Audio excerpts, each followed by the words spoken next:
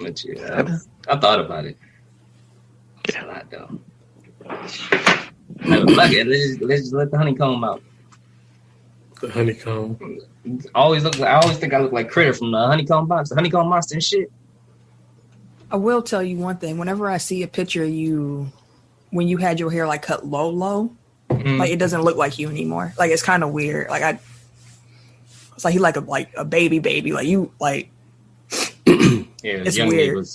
I was looking at a picture the other day. I was like, ooh. Like, hey.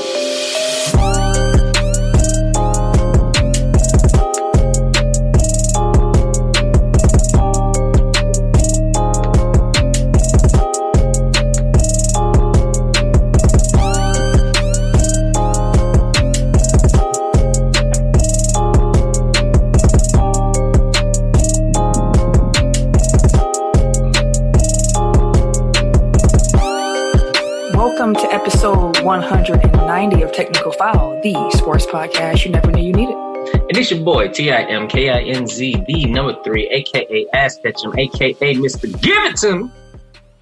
How y'all be this week? I'm the Eric J. Only known as The Eric J. And I'm Camille, point guard of the crew, the real life Tifa Lockhart, the girl next door. You know, holding down for all the women who love sports. And it's your boy, K. Harris, the gentleman. The gentleman. The everyday gentleman. 24/7. But better known as K. Diddy. Take that. All right, now. So we got these social medias and things that you can go ahead and follow us and like, subscribe, rate, review, all that good stuff. So we're going to start off with our website, www.technicalfile.com. Don't forget to put the K on that motherfucker. Be damn right. We are also on the Instagram and the Twitter at Technical File. Mm-hmm. You can find us on the Facebook. Excuse me. Facebook, Technical File Podcast. We also have a Technical File Pod Overtime group, which is our fan page, listener page, family page, whatever you want to be. That's where we have for you. And finally, we got our YouTube, Technical File Podcast. If you want to go ahead and see our beautiful faces. Oh, for sure. Ken, that's your part. I was going to tell you. Oh, you looking away, looking down, and I was like, I was just going to say, like I say every week, man, if you guys enjoy being a part of this amazing Tech File fam, share it with everyone you know. Your mama, your daddy, your uncle, your granny, your baby mama, baby daddy, whoever, wherever you right now, man, share. We don't grow without y'all. So, let's grow. Let's grow together. For sure. Tech File Challenge this week? I didn't even think of one. Okay, so I seen one. Yeah, because March Madness is around the corner, so a lot of people have been kind of reminiscing on their favorite college basketball moments or like the tournaments, because a lot of the tournaments are going on, like the Big Ten tournament and things like that. So, let's keep the train going then. What's your favorite college basketball tournament moment? So that can include the championships, that can include just the regular conference championship tournaments too. So, because I know one of mine is Kemba Walker. Step back. Like, that was gross. But yeah, so how about that? That's the year they kept going to overtimes, right? Yeah, I think it was like 3 overtimes. Yeah, no, Kimba was killing the Garden. I remember that. What was that? Boone? What was that his name? Big light skin said. Yeah, that was Josh Boone he caught. Damn, they do remember the one that you they get hit, bro. Sad. Yeah, mine probably just revolves around Marquette making the Final Four with D Wade. I was really hoping to see that D Wade Carmelo Anthony matchup in the finals, but we crapped the bed against Kansas. So yeah, but it was a fun run up until then. It was a fun run. That was honestly a really good tournament that year. Mm-hmm. Like the championship game was dramatic. Came down to a last second block by Hakeem Ward from the Milwaukee Bucks. Yeah, he was supposed to be cold too. I mean, he had like a 10-year NBA career. Like, can't be mad about that. Hey, that's longer than a lot of players. What's the average NBA career? Like 4 or 5 years? I think less than that. But yeah, I actually saw a clip of Steph Curry. Like, they asked him when he was a rookie, like, where do you want to be in 10 years? And he's like, I just want to be, be seen as like a solid vet, because most people don't get to 10 years. I'm like, yeah, you sold yourself short, bruh. You were super short on that one. I'm going to throw this in real quick just to let you know, Eric, I've been looking at you looking like a telemarketer. So it looks like the whole thing you're doing is like a customer call. Yeah, that would be funnier if I ain't say the same exact thing before you got on. But ain't nobody hear that but y'all. All right, Stephen A. Stephen A. Steeler. I wasn't even here for that joke. Wherever you find podcasts, you can find us. That includes Apple Podcasts, Google Podcasts, Stitcher, SoundCloud, we there too. Spotify, That fly. Amazon Music. I almost did. I almost was like beating on the table and doing monkey noises and shit again. So I had to just it. It was almost natural. I don't know why. We're gonna roll right past that. iHeartRadio, Himalaya, Like a player. Wooshka. I forgot Pandora. Be there too. And the Good News app. Good News Radio. Well, reminder, y'all. That's what we're doing. If Cam want to use his radio voice for good news, that'll work for me. Reminder, y'all, check us out Tuesdays between 6 p.m. and 8 p.m. Central Time on the Good News app. Shout out to everybody listening on the Good News app. A benefit of that, outside of hearing the podcast after you record it, live time, you can join the little chat room and be part of the show as well. So make sure I download that app. Join. Do it now. Yep. But while you're there, make sure that you like, subscribe, rate, review. 5 stars better. It helps us and we appreciate it. Sure. Oh, for sure. We do not grow without y'all, as Ken said. And those reviews and ratings go a long, long way. So before I get into the top listening cities and we do the sport fact, I want to shout out the Give Me a Buck podcast for having me on. Definitely appreciate y'all fellas for doing that. So make sure y'all check that out. Thank you for taking advantage of the booking info in our bio. Right. Appreciate that. They reached out and I was like, y'all listen, y'all got the booking info. I appreciate that. Making me feel like I'm somebody. But shout out. Somebody think it's special. Hey, my mama thinks I'm special. That's all that mattered to me.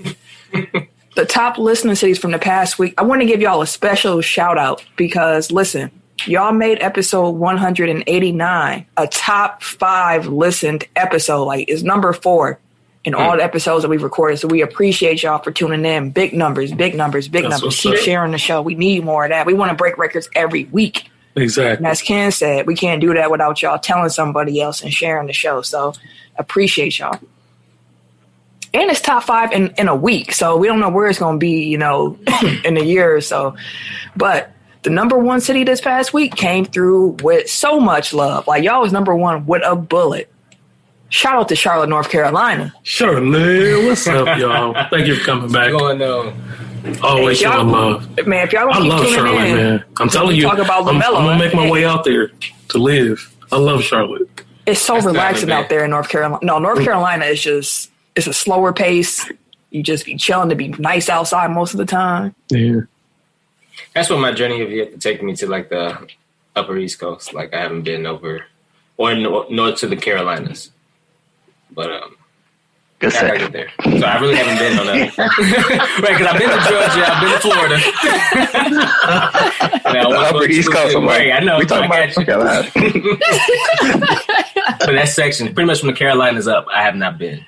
I gotta make my way that way. I went to North Carolina when I was a kid, and I really did enjoy it. It was just relaxing. That's the best way I can put it. It was just very relaxing. Number 2, listening cities from the past week: Milwaukee, Wisconsin, the hometown. Milltown. What's up, though? Y'all need to be number 1, though. Y'all let Charlotte out, do y'all? Hey, Charlotte came through. We need y'all to come through, Milwaukee. What's good? Number 3, we got Seattle, Washington. Hello. Appreciate y'all. Number 4, we got Boulder, Colorado.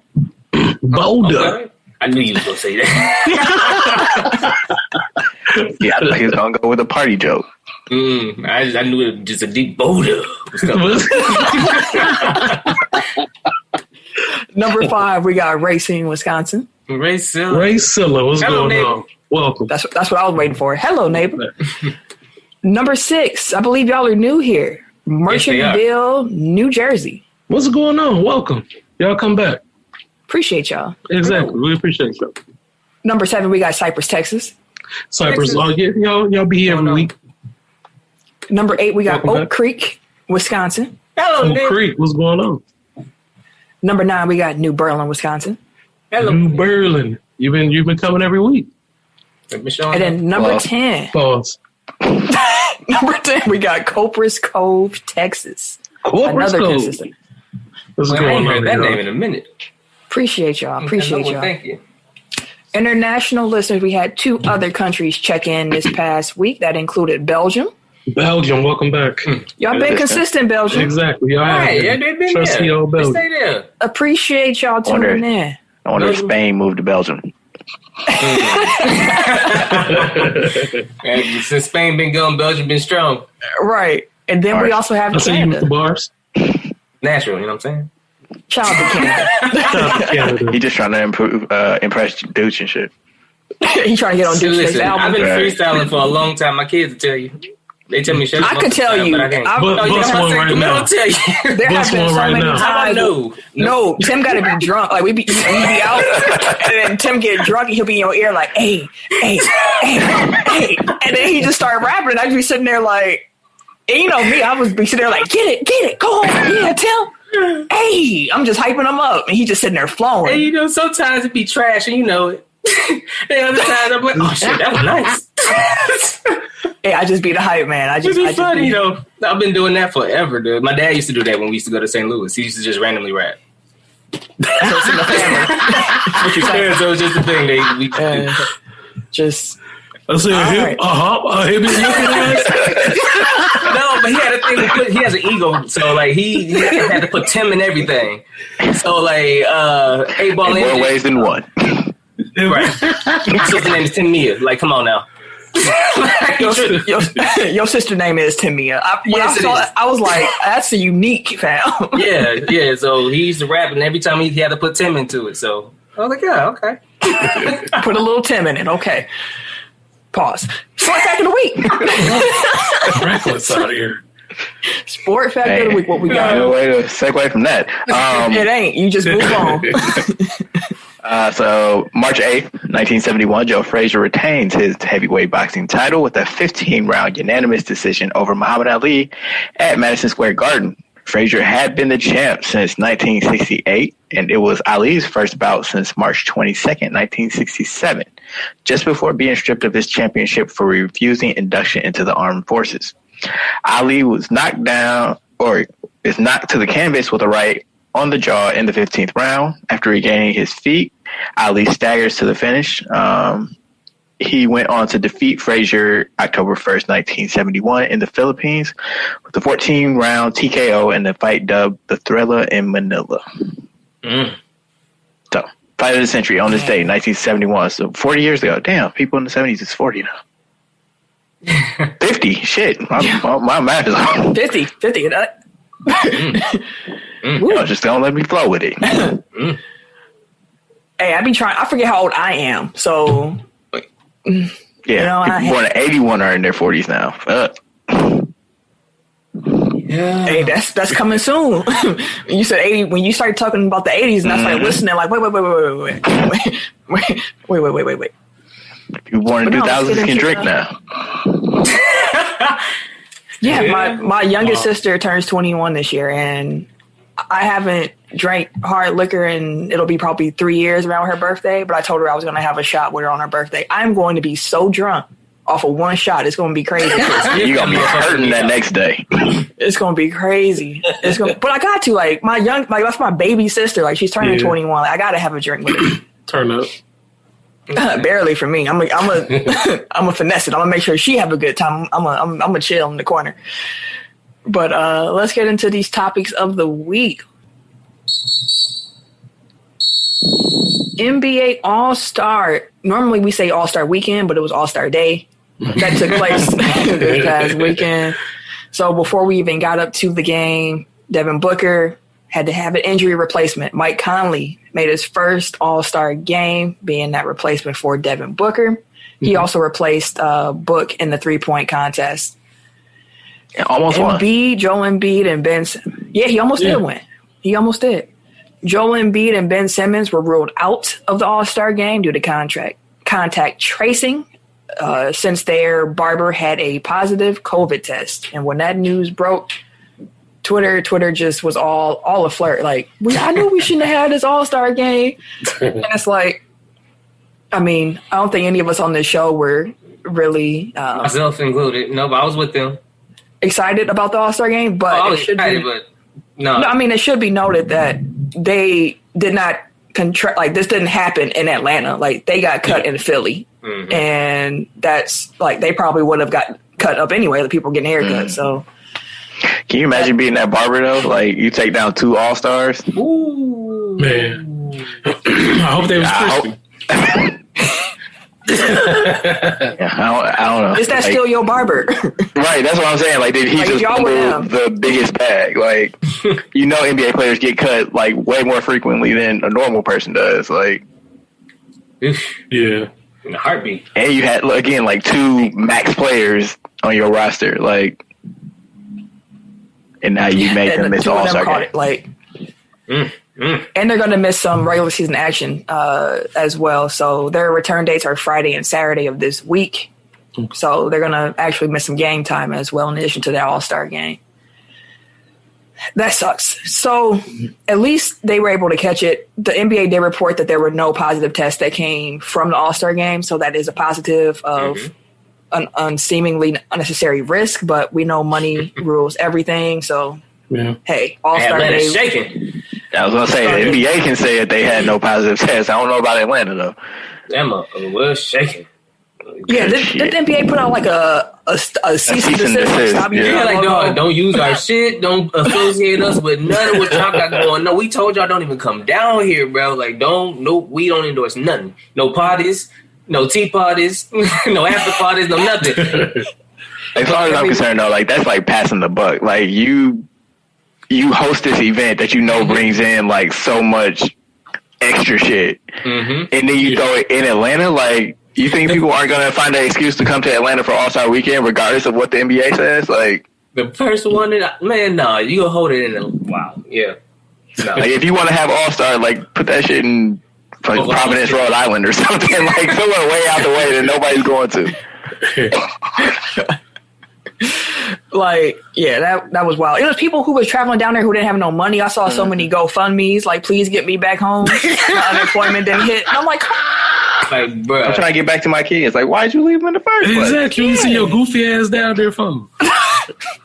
Like, you knew how much money you had when you got there. You went down there with $100 for the weekend in Atlanta. What is wrong? Trying to get back home on GoFundMe's because they blew that shit. No, for real. I saw at least 4 that was real life shit, bro. Wow. People was staying in U-Hauls, fam. Like, it was wild. Bro. I think I saw that, like, they limited the amount of hotel rooms and shit that people could have. Like, they blocked Airbnbs. Like, Atlanta, again, aside from actually agreeing to host a damn event, like, Atlanta did what they could to kind of discourage people from coming, but niggas gonna find a way. And they did. Like, when I saw people living out in U-Hauls, like, come on, dude. Like, that's like, is it really that serious, bro? That I'm gonna come to Atlanta and sleep in a U-Haul, my nigga? Man, that rental rate is crazy. You gotta fill that bitch back up and everything too. Like, how far you drive with this U-Haul? Because Atlanta didn't rent it to you. Unless they U-Haul. That's crazy, bro. A whole U-Haul. That is wild. So when we get to the All-Star Day, we had a skills competition. Domantas Sabonis, he won that. Much to the chagrin of Kenny the Jet Smith, who couldn't believe that a big man would win the skills competition again. Shit happen every year. I was going to say, he act like that's new. I was like, have you not watched the last few years, fam? Like, probably not. Taking over. No. I was going to say, it's TNT. Probably not. My blow the whistle, but we'll get there. Steph Curry won that 3-point contest, as Eric mentioned. Mike Conley. Exciting. Yeah. It was exciting. I was like, okay.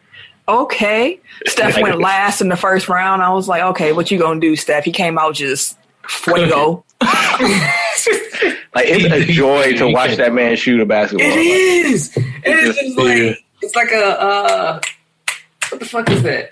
I don't know. But it is an absolute fucking joy to watch that man play basketball, dog. Like, that You're trying to find a way not to repeat what I said. I was trying to find another word. I really was. I couldn't find one fast enough. It'd have been bad podcasting if I was thinking long enough. So that motherfucker there is exciting to fucking watch. And no matter how old or young he was, like even at Davidson, that motherfucker, just watching him shoot was just spectacular. And I don't be up late enough to be watching these damn games. Most of the time I've been asleep like 7 o'clock, 7:30 lately. I'm old now. I'm trying to get out of it. But to be able to actually just see him just have fun and be loose and just, that motherfucker was just clowning. He was clowning. And like, I know your point, Camille, last week was that, you don't want the players to get tired having to do a 3-point contest in the middle of the game. But the 3-point contest really is like the crown jewel of like All-Star Saturday night at this point. Like, there's no reason that, build to the dunk contest. Like, you actually get stars to participate in 3-point. So market towards that instead of like, dunk contest that usually like disappoint. Exactly. What'd you say? And I was going to say, everybody, the league is trending that way. It's a lot of shooters. Like, we're going to get some stars in that 3-point contest. Mm-hmm. And as mentioned, the dunk contest. Dame, stop dunking. Dame, stop dunking. Like, I want to see Dame and Steph in the 3-point contest together. Ooh. Yeah, after that game. Yeah, for sure. For sure. And we also had the dunk contest. We'll talk about the game in a second. The dunk contest took place at halftime. And honestly, it felt like halftime entertainment. I said it was perfect for it. That's what I said before we did it. It was perfect for the halftime show. Something that's just kind of Red Panda. Right. Something that's just kind of you can get your snacks while, it's happening. Mm-hmm. It's like the Bucks halftime shows with the, what was that? The little trampoline team. I'd almost rather watch the trampoline team come out and dunk rather than what we got. Like, it was all right. It was fine. Anthony Simons won with the fake kiss of the rim dunk. I mean, he was right there. Yeah. No, he didn't kiss it on purpose. Like, he probably would have like busted his lips up if he would have actually. Come on now. Like, I'm not discrediting him at all for not actually putting his. First of all, putting your mouth on the rim, that's disgusting. Exactly. Hello. Colon Club. Lord Jesus. But yeah, it was cool. It was fine. It was halftime entertainment. He can jump, dude. He got some hops for real. Yeah. He got some real booms. Yeah, he for real got some booms. Some people had some problems with the judges, saying the judges was hating a little too hard. I was like, I don't. That many of y'all got former dunk champs too. They were, yeah. So I didn't mind. I do like having former dunk champs as the judges though, but it was funny listening to Josh Smith. No, Josh Smith. I was like, where'd they get Josh at? With Josh Smith, man. Big contract, Josh Smith. And then the grand finale, you had Team LeBron against Team Durant. It was no contest. Team LeBron won every quarter. They won the final game 170 to 150. Giannis Antetokounmpo was the MVP, going to perfect 16 for 16 from the field. Mm-hmm. Before y'all fellas start talking, for all y'all niggas out there saying he didn't deserve the MVP award, square up. Square up. Who else did though? If he didn't, they said Steph deserved it. Steph or Dame. Yeah. And I'm like, if you want to argue that you missed no shots, bro. Not one. And hit 3 threes. Like, it's not like he just and one of them was a step back 3 and try to hit with the Brown turnaround. Yeah, that step back was so ugly, but it went in. Gross. It was the grossest step back. We were screaming, "Oh my god! Oh my god!" And he hit it. Oh my god! Bro. Right, Brown hopped up. Okay. Him and Jokic was skipping down the court together in celebration. But no, for real, like if you think that Dame or Steph should have won it, I can understand that. But don't say Giannis didn't deserve it. Like that's my argument. Like if you think someone else should have won it, that's an argument that we can have. But when you say he didn't deserve to win it because all he quote unquote did was dunk, you just saw Zion miss 4 dunks in the first quarter. Like, come on, fam. He had the same chance. LeBron missing layups. And Like, come At on, the man. rim. I mean, like, jeez. I was like, ooh, what's going Like on? he missed that dunk, and he's like, "Y'all young dudes got it." Yeah, y'all got it, bro. Yeah, he didn't come back come in. back. He like, I'm straight. But Dame cool. and Steph I'm was good. like, hey, I fuck what y'all talking about, bro. We finna try to put dog. Like, I was just laughing because I'm like, think of the bigs that like Jason Tatum and them, like, bro, we're not finna go at half court and guard these niggas, bro. Just shoot. And they was like, yeah. No, and you could tell they was literally talking to each other. Like, I'm gonna take a half court shot. You gonna take one next? We gonna just do this back and forth. Let's see who can do it first. it was a sight to see, dog. And then they hit back to back, dang near half court 3-pointers, like back to back. That's crazy. Oh, that's it. That's it. I mean, When they Dame hit says like, that he's that's it. working on like getting his range to half court, so it's not even like That's crazy, bro. That's some wild shit. You just Did y'all see Paul George comment where he was like, I guess I gotta take back what I said about that being a bad shot, that Dame shot. Like, that's his shot. Just hate him. Like, you gonna get me? Yeah, he sent you home. You try it. You keep trying to play good defense. You there in the pictures. You there in the pictures. Jesus Christ. He is though. He do. All pictures. this really is the anti-Paul podcast. Like, no Pauls on this show. No Paul Pierce, no Paul Pierce. George.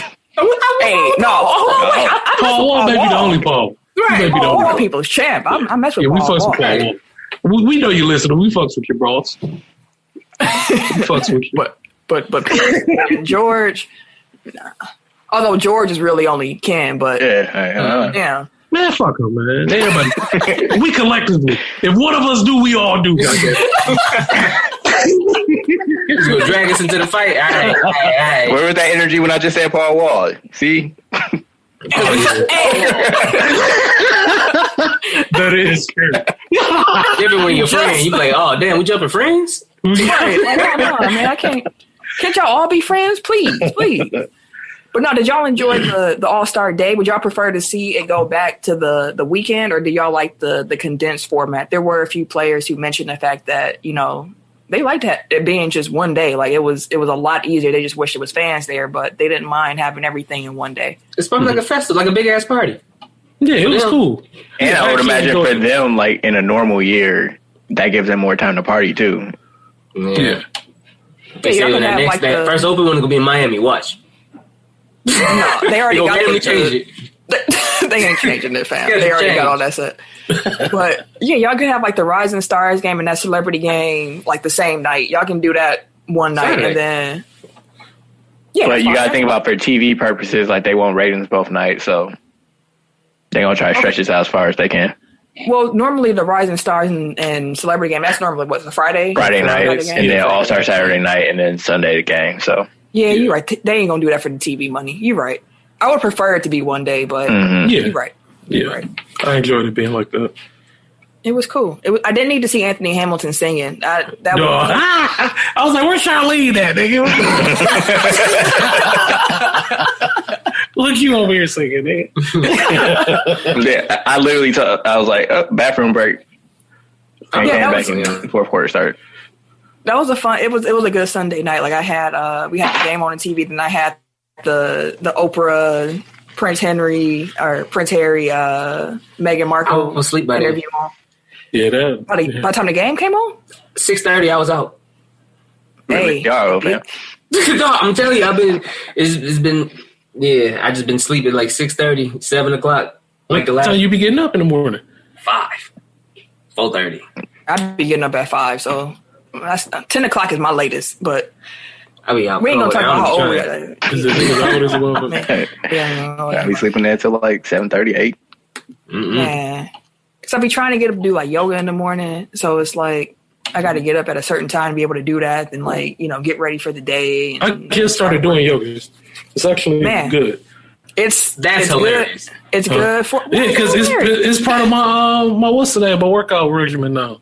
It's good for the mind and the body. Like it just helps center. I like it. I can only do maybe like 2 moves though. But it's hard as hell. A lot harder than you think it is. Hey, hard as hell. I can do 2 moves effectively, but listen, when you got the 2 moves down, that's all you need, right? Exactly. Look, when I was introduced to yoga, it was to like gentle yoga, so I thought that was it, and then I took like an actual Vanessa float. Like And I was like, oh my Lord Jesus. And I'm in downward dog. Like, this is a resting pose. I'm like, who resting this? This is difficult. But no, for real, the more you do it, you do see your body like getting stronger. It's a cool journey. It's a real cool journey. So I'm gonna have to talk to you offline about that, Ken. I'll share some yoga stuff with you. But yeah, any other thoughts on the All-Star game? No, it was a good time. Haters gonna hate, you know. They hated on Giannis. They gonna hate. But it's interesting that I seen him, like, every time I seen Giannis, so he was hanging around with the guards. So he was always with, like, during the game, it seemed like he was around Steph, Dame, and what was the third guard? He was also around Jokic a lot of the time. He was around the Euros. It was like, yeah, he's around like Jokic and Luka. Yeah, he was around them a lot. Also, I know is that like Team LeBron is very international, fam. He had the international market on lock. They cold, bro. Yeah. They all cold. Hey, you know, I hate to defend Durant and his boys, but they were missing like 2 starters and a key bench player, I think. Like, it's the reason why they got dog walk. Like, it wasn't a fair fight. And when they drafted the teams too, I was like I thought Team LeBron was better in the initial draft, but LeBron losing Simmons is not the same as Team Durant losing Embiid. So and already being without Durant. Right, because you have Durant out there is a whole different story because, you know, this Kevin Durant. That'd have been crazy. He probably just been pulling from 3/4 of the court. Durant was like, fuck what y'all talking about. I've been working on this. I thought I was hurt. Man. Oh, it's been a whole year since Rudy. I think people was passing around that... I'm not him touching the microphone. That hot pocket. March 11th marks that 1 year anniversary of the NBA suspending the NBA season. Yeah, so it's been 1 year since we were all in the studio together because we recorded the day before that. Yeah, that's crazy. Crazy. That's a long ass time, B. So a year's worth of Zoom episodes. Remember our first episode in quarantine? It was called like standard definition or something like that because we was like, we don't know how we sounded super trash. Damn, it felt like the pilot. Exactly.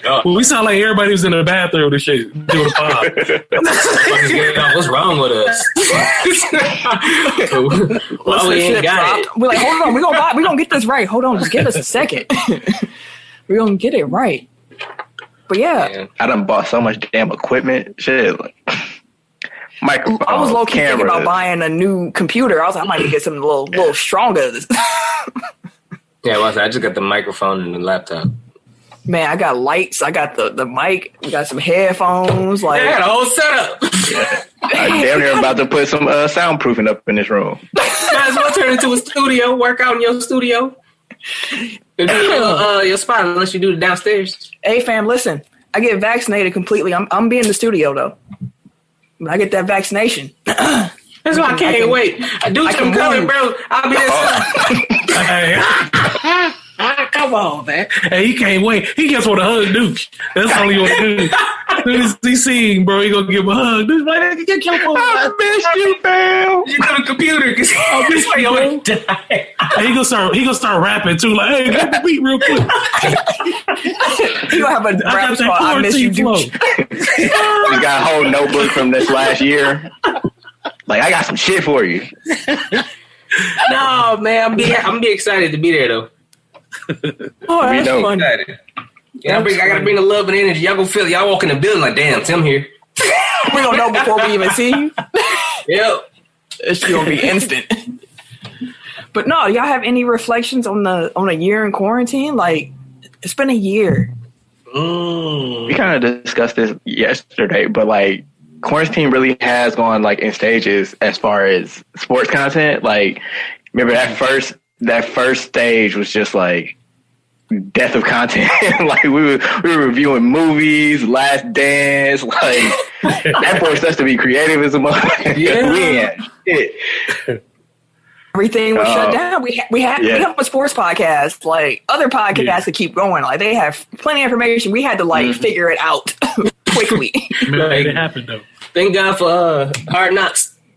Man, Hard Knocks, Last Dance, movies, Tech File Cinema, appreciate that.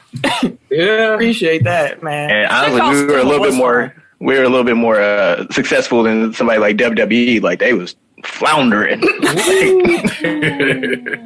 hey, WWE product was so bad that we didn't have no sports to talk about, and we still didn't talk about what they was doing exactly. Like, Yeah. we had to wait till they found their footing to bring them back up. Like, Hey. But is there anything that y'all would keep from like this, from quarantine, from lessons learned? I know one thing I'm gonna keep. I can definitely tell you, when I'm in large groups from here on out, game stadiums, I'm wearing a mask. I don't trust these niggas. Period. Because I saw what y'all did during a pandemic. How y'all didn't take that serious. You probably out here with the flu, all kinds of colds, and you just don't care. You're just gonna be all out willy nilly. Not me. I'm gonna have that mask on. I guarantee. Like the fact that when this stuff was all kicking off, like they had to put signs up in the work bathroom, like here's how you wash your hands. Like what were y'all doing before? Like, that's what I wanted to know. Like so walking right past the sink. That's what they do. No water, just the door. Exactly. Bro, what happened to washing? You gotta walk past the sink to walk out the door. Like, oh, that's why I never You ain't gotta go out your way. You gotta go out anyway. That extra minute is that dire for you. Like you can't spare a minute, fam. Exactly. You wash your hands. Time is money, Camille. Time is money. Y'all remember that picture I sent to the group where they had a picture on the back of the toilet where it said, "Don't sit on top of the toilet. You gotta sit on the toilet the right way." I sent it to our group chat a while ago, but I'm like, it was a picture like that. It was like a picture of somebody sitting on top of the toilet. And then somebody sitting on the toilet the right way. Wait, like dropping a deuce in the top? Yeah. What? It was like, this is not the right. Camille face right now. Wait, what the fuck? Why do we have to have this here? You said it was at your job? Yes, it was behind the toilet. Y'all got more issues than That was at my old job. I was like, what the fuck was this? Hey, way to clarify that. Exactly. You don't want nobody listening now and being like, get out of here. What? Hey, his boss is just going to happen to listen to this episode. He probably would have put it on the toilet. But yeah, any other like quarantine reflections, COVID reflect? Like it's really been a year. Yeah, I know. I think the biggest thing for me is like I had COVID. So like experiencing it like firsthand, like going through it, like literally like it scares the shit out you. Like I was terrified, yo. It was like the worst. And mine lasted for like almost like 3 weeks. Called pneumonia, all of that. I lost weight, all types of shit. So it just made me like be more serious about like my health and stuff like that. And, just taking being safe, like serious, man. Just, it's super easy, bro, to just wear a mask. It's super easy to wash your hands, use some sanitizer, bro. Like, that's easy. Like, it shouldn't even be like no fight. Like, that's not something we have to learn, and it's not changing our lives that much. It's only making it better that we're being even more safe. So just wear a mask, wash your hands, man. It's that easy. That's a good point that you brought up too. Just being active. Like, I was outside so much more because of quarantine. Like, that's the only way I could be able to see friends was really like, let's meet outside and do something that's like safe. Like, I discovered how much I love hiking, and now I really can't wait until the weather breaks so I can start my hiking tour of Wisconsin. Got some spots, man. Like, there are some real beautiful spots to go and look at. So I'm definitely excited to go out there. Like, I got hiking boots on the way. Like, I'm ready. Like, I'm ready. So if y'all want to ever go out on a hike, y'all just let me know. Sounds like me and golf. Like, I picked up golf during quarantine. Like, you excited really enjoy it out there? Yeah. I wish I lived somewhere where I could golf year round now because I've been missing it for like the last 6 months. And like at the end of the season, like the last time I went out, like I finally figured out my swing, and it made me so much better. And I was mad because I'm like, I'm not gonna remember this shit by the spring. Well, a good thing is that when this stuff does wrap up, you can golf in the warmer weather, and then you can start going on the driving ranges and whatnot in the cold weather. Keep your swing together. But no, highly recommend it. It's relaxing. Like you get outside, to your point, like being out in nature and shit. And it's just fun. Like, I don't know, it's fun. And they let you drink. I don't drink, but like you can drink on the golf courses. So if that is appealing to you, like that's a plus. Crash waiting to happen, man. Oh yeah, take an Eddie right before. It'll be all right. Be out here, B. You can't tell me I ain't Tiger after that, B.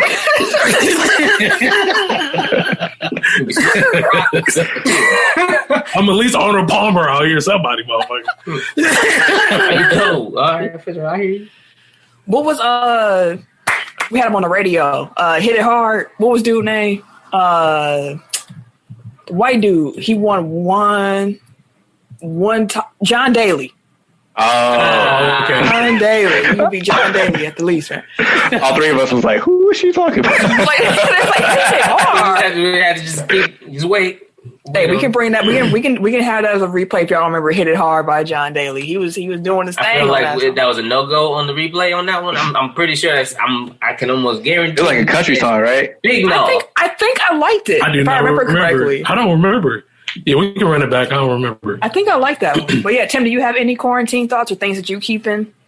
I mean, I like the sanitation portion of it, just like with everybody across the board. Just like the sports teams, the restaurants, the facilities, like everybody just had to necessarily step up their game. So now that's probably going to be a part of their regimen from here on out, is to make sure like nobody want to get this shit. We don't know how long it's going to be until we good. But as far as a normal practice, it doesn't kill you to have shit clean. So that's very true. There you go. Yeah. One last thing before we talk about Dak Prescott. This whole year has made me realize just how important like my friends and my family are as well. Like I didn't realize how much I can miss people until I can't see them. Like I see y'all on screen every week, but it is not the same. Yeah. And I can't I told I was telling my best friend Sam, Tim's wife, like, I'm going to like bawl when I'm able to hug you. Like I was crying when I saw her and my other bestie like outside. We were all. They was like, no! I was like, oh, look at y'all. Like, and I couldn't even hug them. Like, when I can hug my friends again and like hug my mom, like, I'm gonna just be emotional. Like, I really that's important. Like, I'm going to definitely prioritize relationships a lot more going forward. Yeah, I thought one last thing I wanted to keep, which is curbside pickup. Like, if I can order some food and not have to get out of my car to get it. Yeah. Boy, curbside. Dak Prescott, he re-signed with the Dallas Cowboys. Big money! 4-year, $160 million deal for the record $126 million guaranteed. The first 3 years average out to being about $42 million a year. He got a no trade and no tag clause. Now, when we talk about the franchise tags later on in the show, his name will be listed, but that was just a placeholder. It was procedural, just so that they couldn't tag him again in the future. So they got it all worked out. He got his money. Dak is a Dallas Cowboy for the next 4 years at least, unless he want to trade and, he I was gonna say, get him out of pull a Deshaun. Right, but hey, Cowboys probably looked at what they had last year without him and realized, yeah, definitely need that man. And if y'all was smart, y'all would have paid him a few years ago, and then y'all would have got off cheaper. But hey, the price of waiting. The price of waiting. A big picture, somebody pointed out that this probably is Jerry Jones tipping his hand that their TV deal is going to be a monster. Like the fact that he was willing to pay this much means that he knows he can afford it going forward. So, because he's in charge of the TV negotiations background. But he's going to make sure they get paid. Yeah, insider info. But no, he's supposed to make $75 million this first year. 75. That's a lot of money. First year. And he looked that money, man. Congrats, for real. Out of 175, that's some shit, boy. Like, ain't no sales tax in Texas. That's off his income tax. That's off his rookie deal. You turn around off your rookie deal, you catch 75 and 1. Woo! Yeah. Look, catching 1 would be a blessing. Catching 75 of them things. Exactly. One of those. You win the Super Bowl. I don't even know your full 1. Man, half of 1. I could do some things with half a milli. Come on, a tenth of 1 would change my life considerably. Like $100,000. Like yeah, honestly, I could do a lot with $100,000. I could do a lot. And just one handoff. Like, here goes here's the $100,000 I'm making $100,000 over the year. Like, what's the catch? It's gotta be. You ain't gonna roll up on me, give me $100K, like just a good time. Like, no, where's the camera at? You gotta take this back. Who punking me? Right, some crazy shit. But no, Actually, that's a good question for you, Tim. Like, would you take $100,000 to play a preseason game, like at quarterback? Depending on the team. Can I play for the Colts? Sure. It doesn't matter. You can play put me out there for 100,000. I'll get hurt, but I'm saying like live tackling. Y'all taking that? I'm not playing for like the Bengals. I'm not playing for like the Giants. I need a line. I'll play if you got a line. I need somebody to block. You just put me out there and get smacked all game, bro. It ain't. No, it ain't sweet. Jaguars, something happen. I feel like a good line makes a difference for like professional quarterbacks. But for a dude off the street, like I think you're not getting rid of the ball quick enough. Like, no man, I'm playing all damn game, bro. What the fuck? Hey, Tim, I think he's Tom Brady and shit. No, I know. You're taking the same amount of hits. They may save you one. Like that's about it. No, you could be running for your life. Nigga, you told Russell Wilson. Tim is athletic, so like he's at least quick. I don't know if he's NFL quick though. Like not no more. Yeah, that's what I'm saying. Like you today, like not no more. Actually, I've been working on my legs, so I don't know. We'll see when I get out there. Wait, you gonna get out on the NFL field? Where you going? No, bro. I'm talking about when I get out here and play these sports. What you playing? What's up? What's on tap? Softball for now. Currently. Oh, okay. Out here. But I gotta get right. You know, get the hips going. You know, gotta get the torque going. You know, the lower extremities gotta be like solid. You know, right thighs. Dak, you gonna be looking like that meme where he just like just working on the swing. No, twerk, see. Yeah. Yeah, shouts to Dak, man. They still ain't winning nothing. I don't care what y'all talking about. And I'm gonna stand on that. Y'all still ain't winning nothing. Y'all had them for 4 years. Yeah, true. Y'all ain't won nothing then. I don't think y'all finna win nothing now because y'all done signed them back. They might win the East. They should probably be favorites in the East. Yeah, they definitely should win the East. I mean, that's not really saying much, but hey, right. It's winning something. For real. Team damn near won that with 6-10. Like, you know what? You're right. You are. Well, he got a division title under his belt already, anyways. Probably. Yeah. Okay. It's someone new win the NFC East every year. It's hard to keep up. Can't keep up. It's a new team every year. Brooklyn Nets. They signed Blake Griffin. Okay. That man. I mean, we've talked about Blake in the past few episodes about how we think he could be useful. There's a situation where he should be useful. He gonna be super useful. Now, I've seen some people being like, what if he was in Detroit this whole time playing around? Now we're going to see old Blake. And I just want to tell y'all that's not going to happen. Old Blake is gone. Mm-hmm. There ain't no more keys to be jumped over, fam. That ain't in his arsenal anymore. He is a playmaker. He is a plus passer. He shoots a lot of threes. He ain't been making them this year, but he has previously. Yeah, he shoots a lot of threes. And defensively, meh. I'll give you a meh. Okay. Like he's smart, so he knows where to be. Like, can he actually guard people? We'll see. He got targeted a lot when he was in Detroit. You go at Blake, and me thinking about the Bucks, you go at Blake. Like barbecue I'm sure chicken.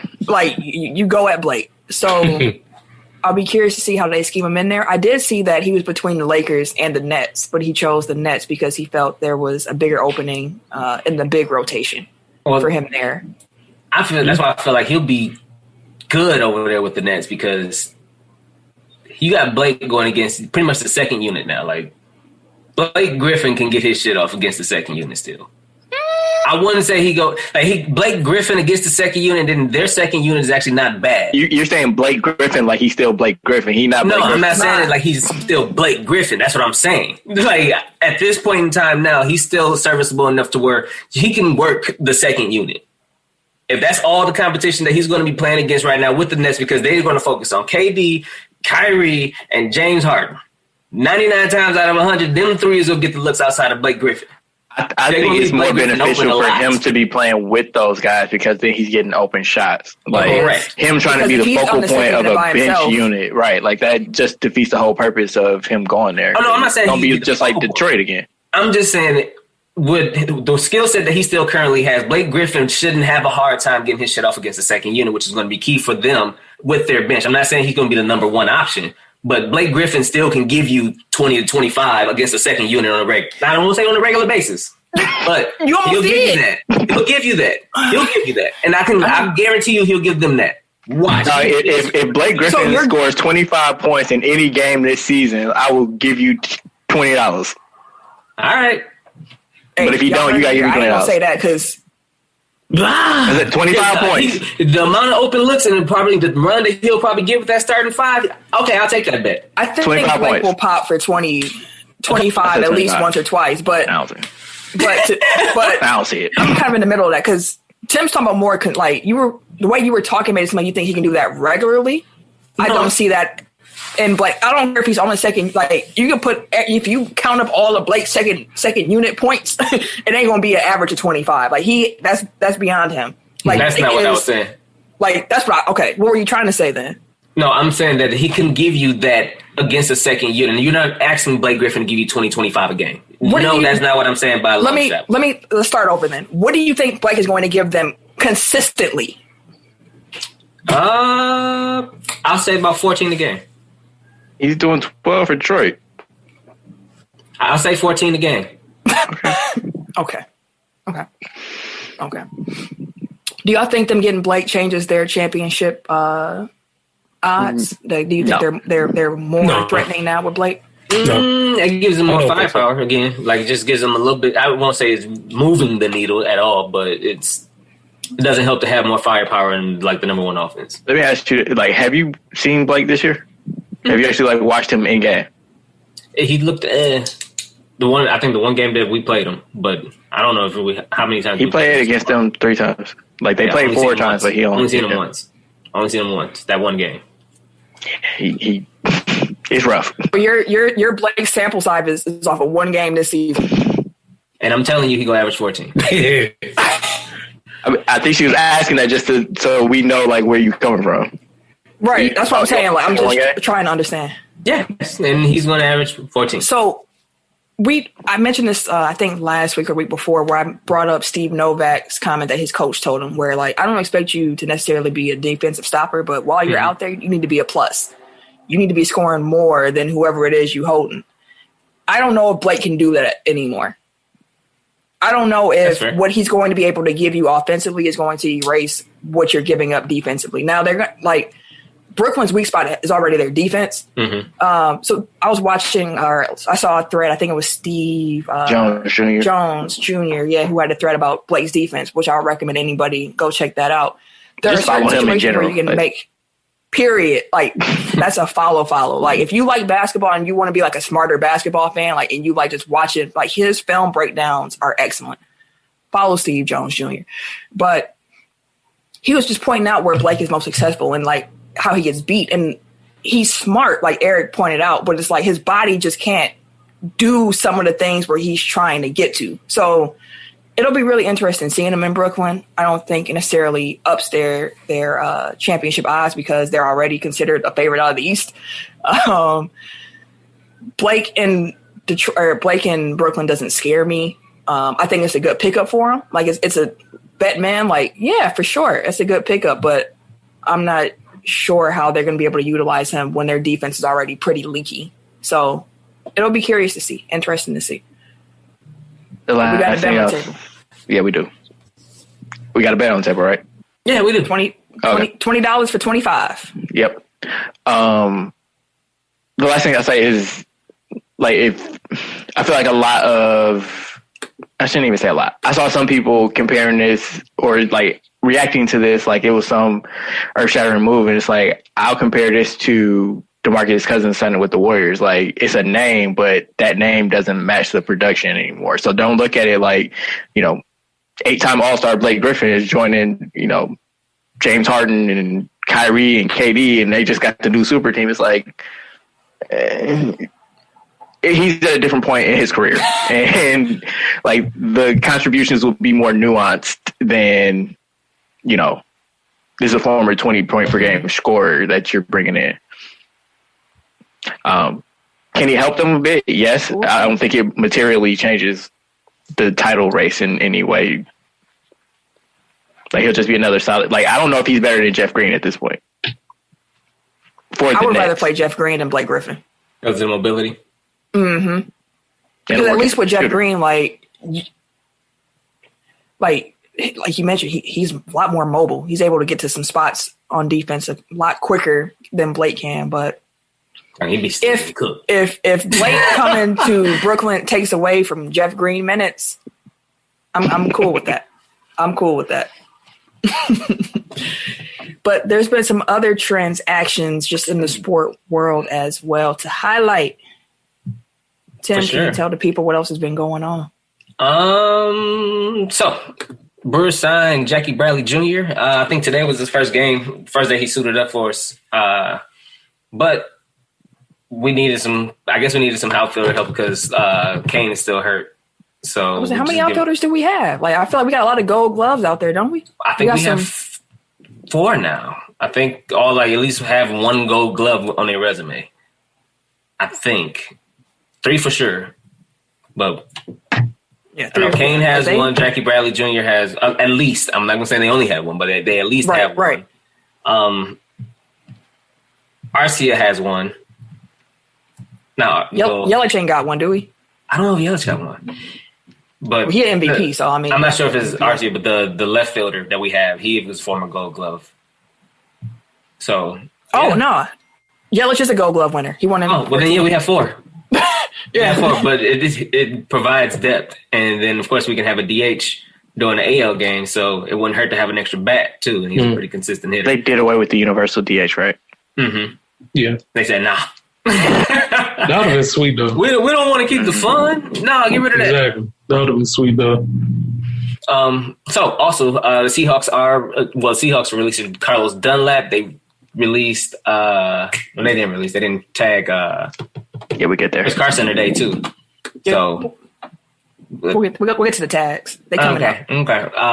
Offensive lineman Kyle Long is returning to the NFL from retirement. Oh what? Who you gonna play for? There's a lot of offensive linemen in this free agency. There's a lot of good linemen in this free agency. Holy shit! Wait, sorry. Backing up to the Brewers, they have a outfielder named Tyrone Taylor. It looks like a white man.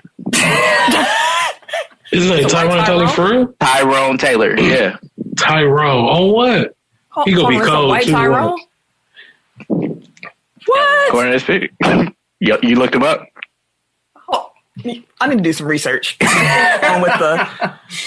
I was looking at their depth chart, like, oh, we got another brother on the team. Clicked on his picture, like, nope. Tyrone Anthony Taylor. Oh man. Oh wow. That is like the blackest name I've ever heard in my life. Exactly. Hold on. Tyrone Taylor. Like, if it was a black dude named Tyrone Anthony Taylor, like, I'd be like, that's a little too on the nose, don't you think? Oh no, he's mixed. Oh, he is? I think. His headshot looks very Caucasian.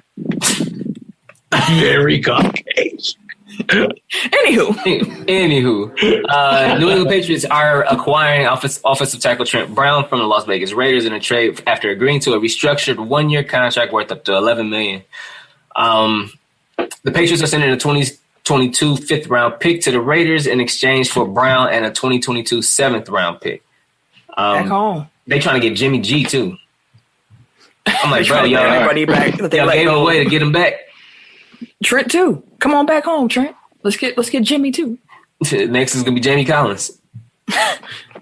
Hey, Trent was happy too. Like when he heard that news, he had posted on his Instagram and just said, "I love it here." And it's a picture of him like holding his hands up, like yes. Like I guess he couldn't wait to get away from Coach Gruden. Well, also, I mean, $11 million doesn't hurt.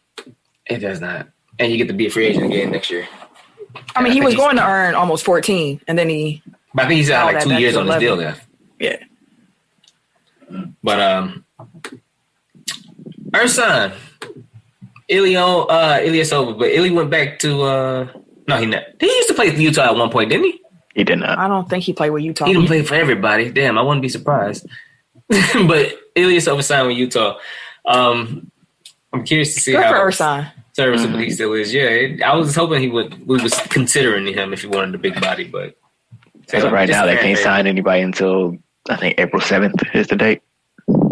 So we got some time before the boys got enough money. But no, I'm really happy for Ersan getting a chance to get back in the league. So yeah, I'm all for Ersan. After I think he's listed at 33, I think, but there are rumors that he might be older than that. There has been discrepancies. There's actually, like, if you look up Arsan Ilyasov, like, there's a whole backstory. Like, apparently there was a guy by that name that came from, like, Kazakhstan or something into Turkey and then disappeared. And then, like, 2 years later, Ersan Ilyasova popped up. Wow. Like, I'm dead ass. Like, it's yeah. So that's crazy. And, like, there's no record of Ersan Ilyasova before he just popped up as, like, a 19-year-old NBA prospect or something like that. Wow. That's wild. That's funny, though. But his father claims that he was born at home and he just never gave the paperwork for, like, his birth certificate. Right. Bro, he 19 years that kid. I don't need no birth certificate. Shit, hey, get it how you got to. Yeah, well, he got millions of dollars now. So right, he's listed as 33, turning 34 this year. So take that how you will. After Woj cost him $7 million, though. Yeah, man. Yeah. But I'm glad to see he got something. And he has a shit, like, he's on the team with the best record in NBA, like, which and it's he's not used to being so on. I'm happy about that. He ain't in the East. I'm really happy about that. I would hate to have to cheer against Ersan. Like, as a Bucks fan, like, Ersan has a special, like, a soft spot. Right, in my heart. I wouldn't mind him back as a fan favorite. Like, also, he would have pissed me off, like, taking the charge from Giannis. So because he would have at least twice in the same game. So Christian from WWE, Edge and Christian, he is now Christian Cage over at AEW. He was their big reveal, their Hall of Fame wrestler. The hoorah! This is what we gonna drop on WWE head. It was Christian. I was like, okay, that's cool. Like, they made it seem like it was going to be like Brock Lesnar. People were talking about CM Punk. Yeah, they was talking about AJ like Lee. They was talking like people was Christian. that's why the old adage is undersell, over deliver. Like, you don't build this up if you can't deliver on, the speculation. Dog, that was twice in one night because that damn fireworks at the end, that Kenny Omega match. Like, what the hell was that? So what the hell was that? I didn't hear too much about that. Like, my husband, the mayor, he was telling me about how disappointed Kenny Omega was because they was hyping this up as like this dangerous, like, fire match with. It was explosions around the ring. Like, they had barbed wire for 3 of the 4 ropes is completely barbed wire, and then they had the barriers like barbed wire, and then they had tables and stuff like that out there barbed wire. But underneath the tables, they had like explosives. So if you hit those wires, it's supposed to boom, blow your ass up. It was just, the whole thing was booby trap, like some Home Alone shit. And at the end of it, it was supposed to be this big ass explosion. All of this shit was supposed to go off, and instead, it was like Christian intro. It was just sprinkling fireworks on them niggas in the middle of the ring as they covered each other up. Because he was supposed to cover them. Thought it was going to be a big explosion, like, for the heat and shit, and instead it was just sprinkling them with fireworks. I had to Google this. I need to see these fireworks. Hey, he's like trying to cover. He's covering his body like. Oh man, that ain't. That's what Goldberg walked through when he come out, fam. That ain't. Somebody set that video to Goldberg's theme song. It was terrible. It was supposed to be big kabooms and all of that shit. So Kenny, I gotta send y'all this link. Y'all gotta see this. Kenny, this ain't nothing. It wasn't nothing, and Twitter lit his ass up. They lit their ass, and then y'all was talking about some damn Christian. Y'all brought the big show to bring over Christian. Hey, look, I mean, I guess they thought, like, Edge is headlining WrestleMania. Like, this is a big sign, and we got Edge Jr. Edge was always second fiddle to, Christian was always second fiddle to Edge. His song said, "Last you on your own." That made him trash anyways. You didn't I used to love that intro. I used to love that intro. But nobody gave a damn about Christian like that. Yeah, I was just like, that don't tip the needle for me. Like, oh man, I'm finna start watching like AEW. Like, I liked him, but he was always like Matt Hardy. Like I fucked with Matt Hardy, but we came here to see Jeff. Jeff. Right, like I'm not saying he sucked, but we wasn't checking for Christian. Matt Hardy and AEW, right? Mm-hmm. Mm-hmm. I love Matt Hardy. Delete all that shit. Delete. Yeah, Matt Hardy got the juice now. He just had to, I mean, considering like they're old now, like there ain't much juice left to be squeezed out. But in comparison between the two, like Matt's the one who got the juice of the two brothers now, which is weird to say. Wait, did y'all watch last week when Shaq was on there? I seen his bump. I saw the clips. I seen the power. Yeah, bomb. I seen the clips. I didn't watch the actual match, but I heard it was a good match. That was the first seconds of AEW I ever watched live, and I enjoyed it. Like y'all know how I feel about Shaq, but he did what he had to do. Like came in, gave him a clean ass power bomb, and then it wasn't clean. Yeah, that power bomb was. I was like, look at Shaq out here. But I mean, he was overacting, but it's wrestling, so it works. It fits in perfectly. But that was a hell of a bump he took. That definitely was a hell of a bump. That it looked fun. Like I said, I want to go through the table. But I mean, he's what 7'2"? We can arrange that. 300 plus, bro. Like it got to be the gimmick table though. Like I'm not trying to get hit by that metal part around it. Oh, I know people who we can call to find one of them tables. We can do that this summer if you really want to go through a table. I'm sure that Rey Mysterio some shit up. 10 or 10 will put you through one. Gladly. So that's him with 3D his ass. No, thank you. I don't want that. You keep pitching it. We can do like a shield power bomb, and I can be the one in the back who don't really be doing too. Like you can't do a 3-person power bomb, but they always did. I can be the one in the back, kind of pretending to help. No, you gotta be on the side. Write that down. We put Eric going through a table this summer. Goddamn it. Okay, so Eric threw a table 25 on 20. What else we got from this episode?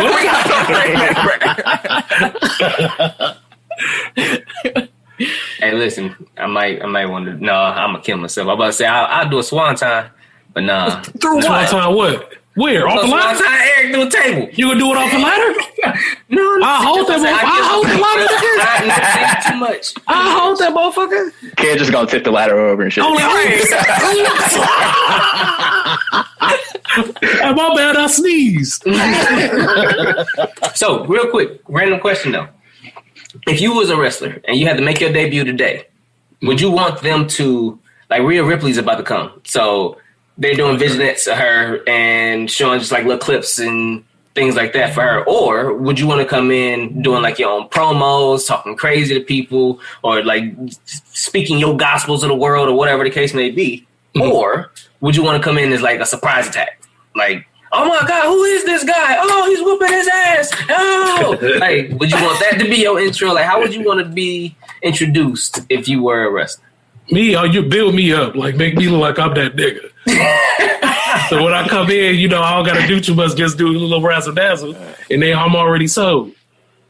That's fair. Like, to me, the coldest debuts have been like Jericho in WWE and AJ Styles. So like to me, like those are two where it's just like the music hits, you ain't sure who it is, and then they come out and it's like it's them. There's Eric. Jericho finally hit here. Ass too. Jericho's probably my favorite because for weeks you just saw that little countdown thing. Yeah, you like, who the hell is this? Yeah.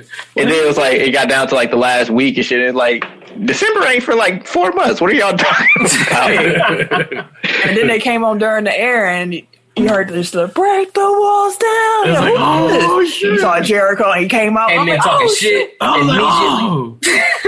was so geeked. Yeah, I was a WCW kid, so I was like I was geek. Like I was on the phone with Sam. She's like, "Who is this?" I'm like, "Chris Jericho!" Like Chris Jericho. That was actually the moment where I learned that like there was whole wrestling ecosystem outside of like wrestling, where people knew like Jericho was coming to WWF. I was like, I didn't know. I hadn't even realized he was on WCW. To be honest, like. He jumped ship before it was sold. Like he came at the right time. Like he came before he had to be part of that invasion storyline proper. Right. So it was smooth. I think I would want to have the Jericho type of intro too. Either that or the random one running out beating somebody up. Like, who is that? One of those two. I think I would like the surprise attack would probably be dope too. Just come in flying off the ropes and shit like that. That's basically what the Shield did. Like, yeah. I mean, I guess it depends, you know, like if they set you up the right way, because the Shield like interrupted a WWE Championship match. Like Jericho came out and interrupted. I mean, I'm saying like as their debut, Jericho came in and interrupted The Rock mid promo. Like for somebody that's a great talker, like that's the best position that you could possibly put him in. You know what I mean? Like 1-on-1 with the great one. There you go. Whoa. AJ Styles, you debuted him during the Royal Rumble against Roman Reigns. Like you put him in a prime like spotlight spot. So it's like, again, like it just depends on like what your strengths are as a person, I guess, or as a wrestler, wrestling character. Fair. That is fair. I'm just curious. Who is this? Oh, okay. I don't know how you pronounce her name. Was it Maya Shaka? Yeah, that was for Eric. But we got some more history being made. We have the first black woman to officiate an NFL game. I believe her name is pronounced Maya Shaka. So she's going to make history as the first black woman to ref an NFL game. Congratulations. Definitely dope. Really wish I would have seen you out there when I was a kid, because that was my dream job. I wanted to be a ref. And I was told that girls couldn't do it. Girls couldn't be a ref. So I just returned my little refereeing for dummies book back to the library, and I just moved on to meteorology. How sad. It was sad. It was a very sad day. But at least to this day, like I know every call, like I know all the little hand signals. I'm like, oh, here we go. Okay, we got this going. So, you know, it's never too late, Camille. I don't want to deal with them attitudes. You got to start in the low reffing ranks, and then you got to move on up. I'm okay. I'm okay on that. Tim and Kids move up in the podcasting ranks. That's what I'm trying to move up in. Tim and Ken's kids gonna start playing sports soon. Like you can just, you know, start reffing their little pee-wee games and out here. No, so I can hear their mouth yelling at me on the side. Like, give us some new glasses. What is this? I'm usually nice to refs because I used to be a ref, so I'm usually nice to refs. No, thank you. Not when your kids out there. We'll see. We'll see soon. Yeah, you know, can't nobody tell you your kid not cold, even if they're trash, bro. I'm trying to be real with him. I'm trying to keep it a buck with him. We'll see. He doing baseball. I can't wait to come to y'all kids' games. Well, I'm gonna be the one in the audience that it's gonna be a problem. Y'all gonna be all cool. Cause I used to go to my brother's games, and I'll be in the audience acting a fool. I miss them. I can't wait to go to some games. Yeah. Y'all tell them Auntie about to be out there acting a fool. So. Yeah. I already seen how Sam was at sporting events when she got to cheer for somebody. So I'm like, Sam, this is baseball. Oh, you going to have me and her next to each? Oh, God. Hey, Sam, listen, it's baseball. Like, it's over. they gotta hear things, baby. Exactly. It's over. But, all right, couple franchise tags real quick. Today was the deadline for teams to franchise tag their players. So Tampa Bay, they took Chris Godwin off the market. Carolina took offensive tackle Tyler Morton. Jacksonville tagged offensive tackle Cam Robinson. Washington guard Brandon, I think it's Sharif. New York Jets safety Marcus May. Denver safety Justin Simmons. Chicago smart. Yeah. Receiver Allen Robinson.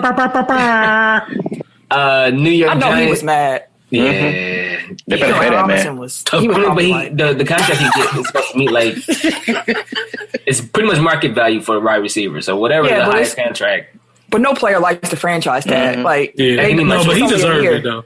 Allen deserved it. He deserved what? Allen deserved to get paid, B. Talking about a full contract. You know, Cam want to keep him there. I was trying to pry him away. Have you saw what he was doing this year with Trubisky? What? You saw what he's been doing his whole career? He had Blake Bortles.